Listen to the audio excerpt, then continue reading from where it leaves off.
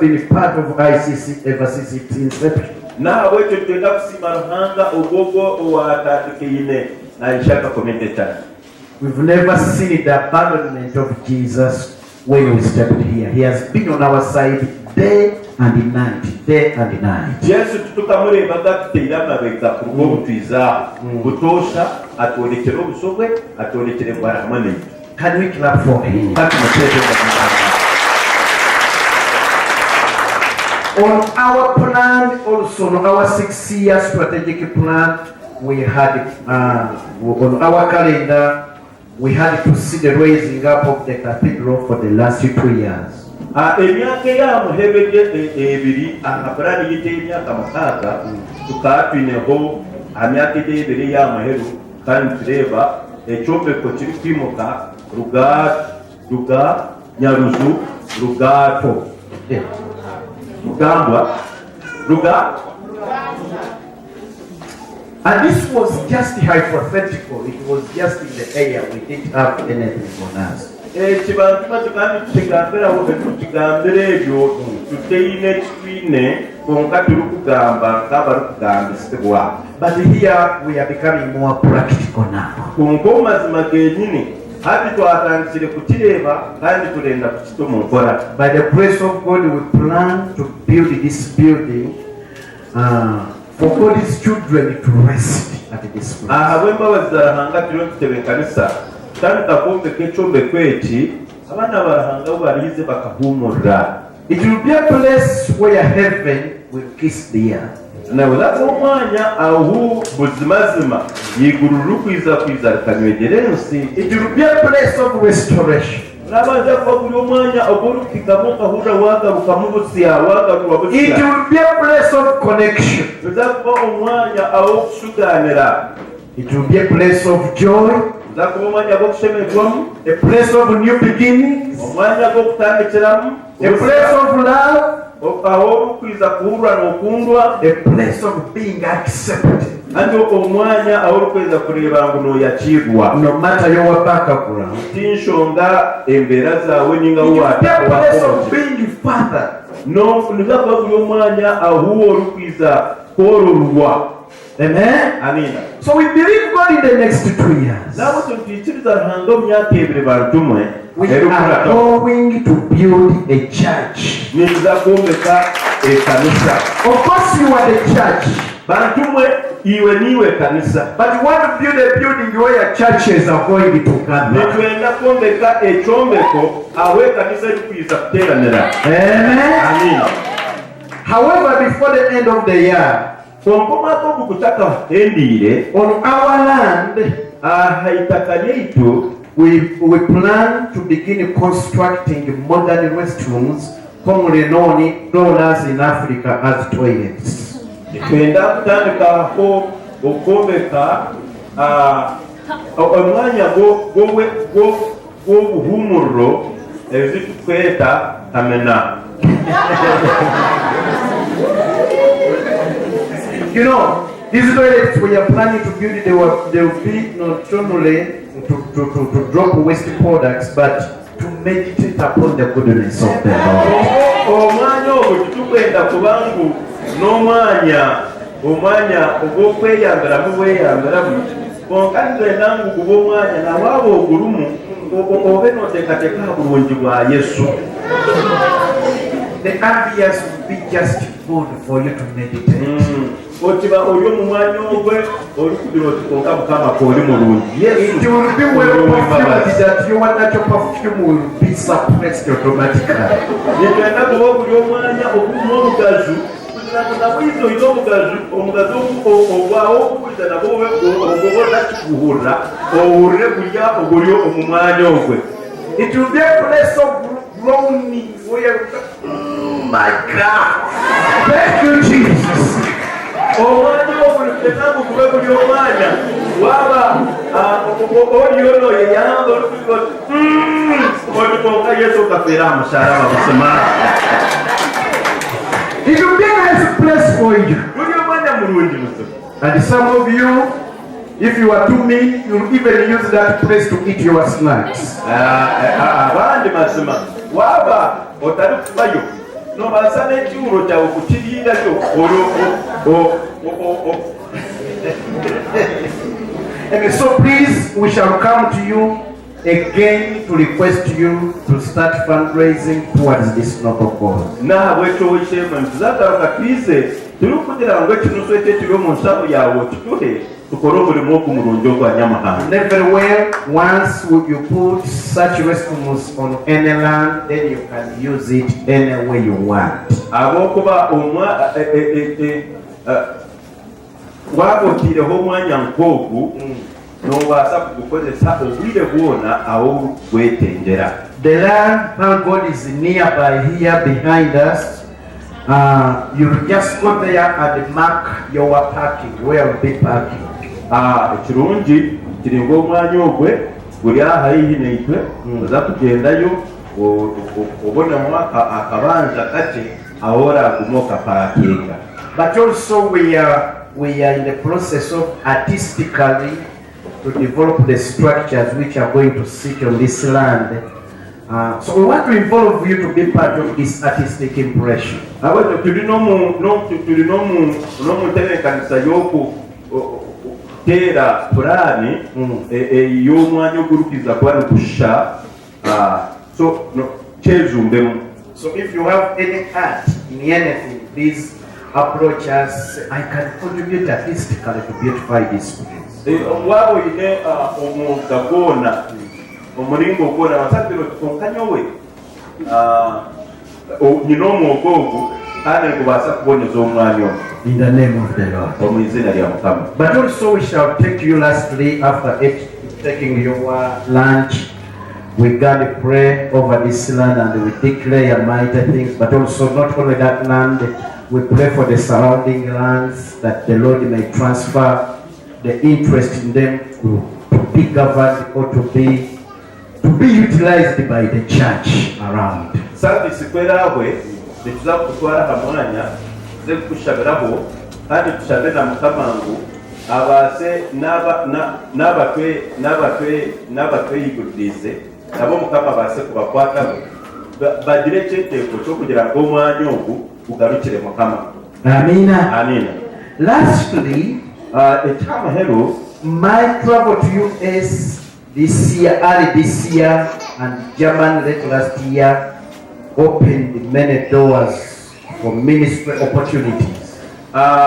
Okugenda kwanje Bujerumani hamwe no mu Amerika omwaka guriya guru kutendera kandi oguguru kutandika ukatandikaho emahanga mingi eyobuhereza mu mahanga ago. We got many partners, people who are expressed interest to work with us or to partner with us. Katungayo abanywanyi bengi abayorekere kyetego babayorekere kika ekyokugira ngo babase kuteereza hamwe n'eitwe. So what do we have to do in order to win them effectively to come and work with us? Hati n'ekyo tutemeire kukora kureba ngu twayongera kubatamu omwete okugira ngo babase kwiza kukora hamwe n'eitwe. One, we need locally to be organized in order to be on equal footing with our international partners. Kyokubanza twine kureba ngu abantu abali omu buteeka munuko abantu tubase kubanikikana n'omutindo gw'enteekateeka y'abantu abo. Among the partners we met an organization called Eternal Impact, which highly expressed interest to come and work with us here. Mbanywana kutwabugine na n'obuherezo bakweta Eternal Impact kandi kusima abayorekere omwete ogw'okwenda ngu bayize kukora n'okuteereza hamwe n'itwe. Our conclusion was to register an organization locally, which name we came up with called the Friends of Destiny Foundation, to help handle the projects which are going to be accruing from dealing with our partners.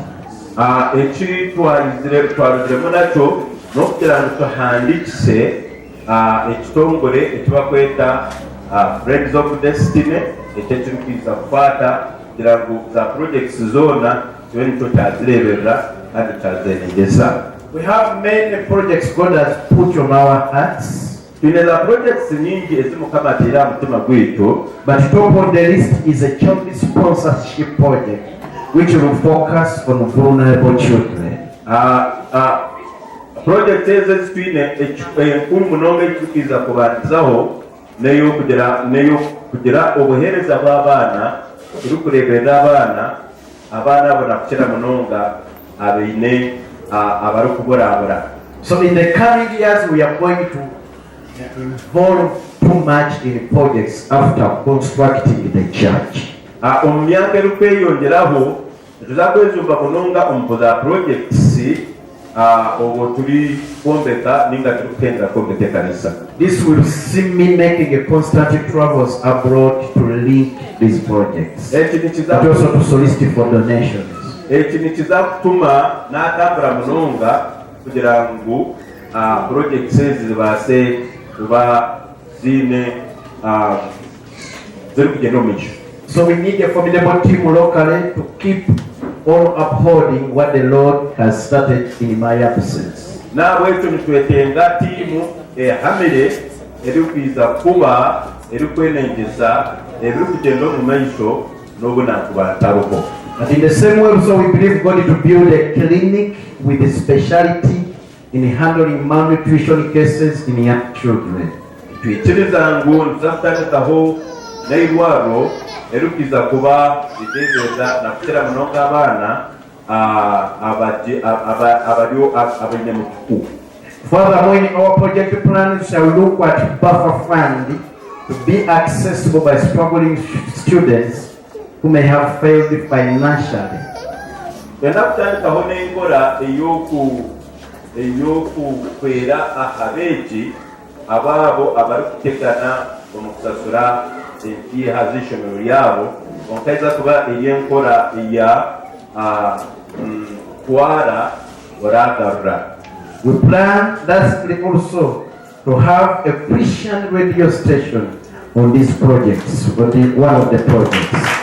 Turaninga ngu ombwire obwo bw'omumisho tube turikubaasa kugeraho radio ninga radio ey'ekirokore erikubaasa kutuyamba afikaare turikuburira enjiri. But we know very well that an idle mind is the devil's workshop. So we are planning to construct a swimming pool for you to come and relax. Nikushimanira kimwengu bwakireresi niyo enkora ya sitaani nahabwekyo nitwenda ngu habeho enkora ey'okwiza aha swimming pool.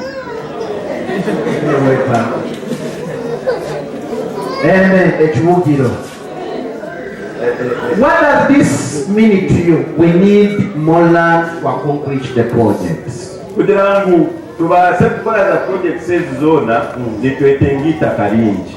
Amen. Amen. Where will we get all the funding for these projects? Projects ezi nizakusasulwaha. Someone make this statement. Hariho bagambire ekigambo eki. God's will is God's bill. Agira ngu okunda kwa Ruhanga kenyini niwakwesasurra. We believe if this is God's will, He's going to pay for every requirement. Nitwikiriza ngu kwaba kuri okukunda kwa Ruhanga naza kukwata omushahoze asasure. I request you, let us join hands Nabwekyo kabashabe tukiite engaro ziitu and go out of Peter Foxes and present ourselves to God as blameless and above reproach. Turuge omu kwehabagiza tubaase kwemerera omumisho ga Mukama turi kumugira ngu Mukama ebintu byo turi kwetenga nawe abaase kubiikiriza. Then in return He will entrust us with His resources to do His will. Naza kutukwasa ebikwato byeye kubaasa kukora okukunda kweye. Have a blessed day and enjoy ourselves, ICC, connecting people to their destiny. Mugire eizooba rirungi, Mukama abahe omukisa okutugana na muheru yawe nicyo kiroto cyiza. But as I told you, we purchased land and the 3/4 of this money came from you as a hero giver. Nkoku unabagambira itaka tukarugura konka bishatu byakana bekabugo mu nshaho zanyu kimanisa ngo nimwe bakaka ninga nimwe mamanzi akitapeli akonya kugurita. So in the presence of this congregation, as we are celebrating our 4th anniversary, we want to recognize every hero giver who has given every coin towards the purchase of our land. Nabo ekyo nitwenda temene amamanzi gitu tugasime ahabo mulimo bulungi ogubakozere kureba ngo twabasa kugurita peli. I want to thank you personally for tireless and sacrificial giving to the Lord. Munyikirize mbasime oburenje habo butaroha omutereza no kukorera Mukama. One thing I know, you can't, God has no debt of anyone. Ninchimanyanguranga takagera kibanza lya muntu wena, He will automatically pay you back. uzimazima ajja kwihura nkendengo eyiwale jire. He will pay you. Arakukora je. Tell your neighbor, God will pay you. Mugambire kuti Mukama naza kwihura In the name of the Lord. omwizina lya Mukama. So our administrator is going to lead us in this section. Administrator wuti aza kutegekera muchwekechi. We shall read your name if you are here. Come and pick this certificate. Tuza kusoma izina lyawe wabo lyaha utwale certificate. The certificate reads the Ishaka Community Church. Andika bigambe biruho. Certificate of appreciation. Certificate y'okusiima. This is to thank so and so Baruhe gino y'okusiima nanka as a hero giver, nkemanzi y'okusayo having contributed towards the purchase of God's land for Ishaka Community Church. owahiireyo okugura itaka ly'ekkanisa y'Ishaka Community Church. And then the scripture is written down, Philippians 4:19, and God will meet all your needs according to the riches of His glory in Christ Jesus. Ekitandikiro kiri mu Bafilipi 4:19 kiri kugira ngo Nyamuhanga ogwe aragabira ebyetaago byanyu nk'obutungi bwe okubuli omu Kristo Yesu. Then signed by Pastor Samuel Sigire and the administrator Cedric Obuchar. Kandi naba ayo ebaruha egi naabo. Amen. Amen.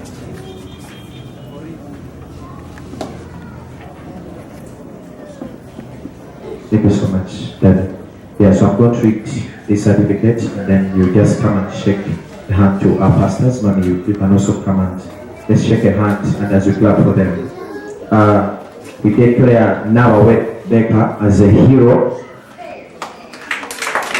Clap your hands as they come over. Nawawela, thank you very much. If you know you're a hero giver, just prepare yourself. Owera Godfrey, or a hero. Nawawela, thank you. Owera Godfrey. Owere Godfrey. Tumwes J. Nelson. West Nelson, guy in the media is a hero giver. Thank you, Nelson. Thank you. I know I was struggling financially, but thank you for the sacrifice. Thank you. Mr. and Mrs. Ampulire. Ampulire, that you want. Rita, Jesse, Jotham, and Jolly. Rita, these are the children. You know, she's sowing the seed for her children. Wow! These guys are smart. But I didn't see the name of the husband. He's afraid of zero. No such. I'm so sorry. We shall put there your name of the man. Okay, thank you, Rita. That's great. God bless you. Mr. and Mrs. Chisembo. Chisembo, all the way from Chamuhonga. Omuchala Alinkali. Wamusigayo.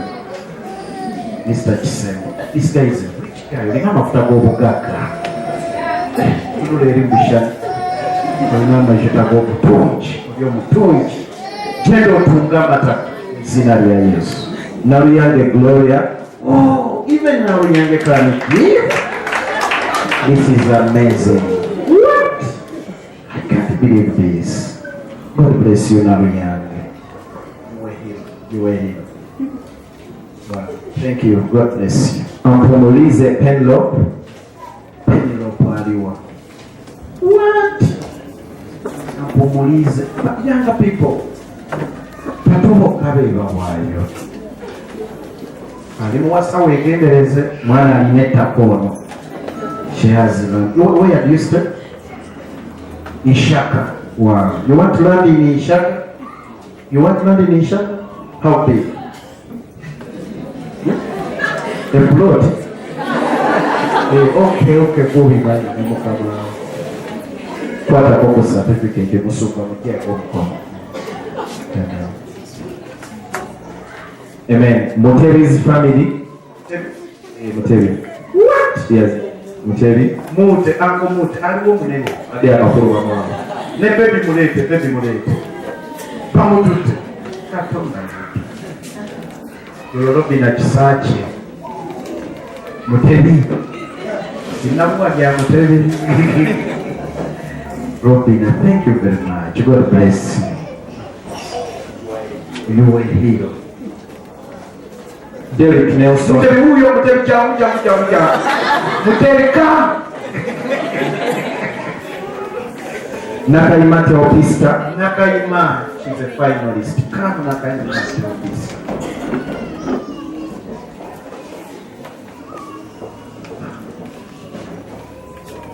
Takulanga modo. Takuna watu. Nisima Helen. Olina boyfriend. Omega. Semboga Ronald is a finalist, but he said I have to be. Cheptuwe James. Cheptuwe model from Kapchora to Mokobile Igaro. Semboga, thank you. You were a hero. May God bless you. Ikiriza Shira. Yes, all the way from the mountains of Kapchora. Tumusime Simon Itario. Kajana Jeris. Namugwanya Flores. Nam. Tukwatiwe Dori.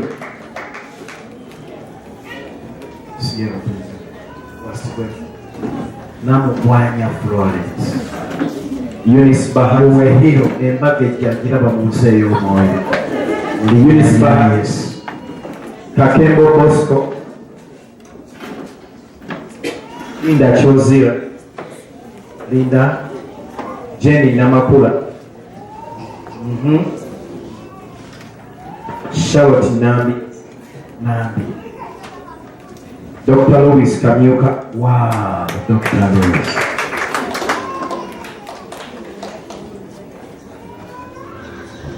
Peter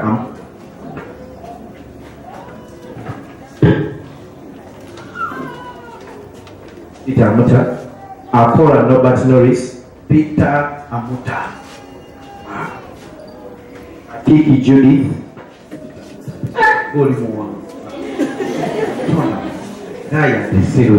Moronji Judith. Binji Annette. Ochan Andrew. Eleven Baptist, but it's buying land for the church. Julius Suahire. Thank you, Andrew. You were here. Nasasla Brian. Vicky Sad. Wasa Poscalo Vicky. Yeah, Vicky Sad. And Wasa Poscalo Drake. He's a tailor in pride. Very smart. Tackle a short job.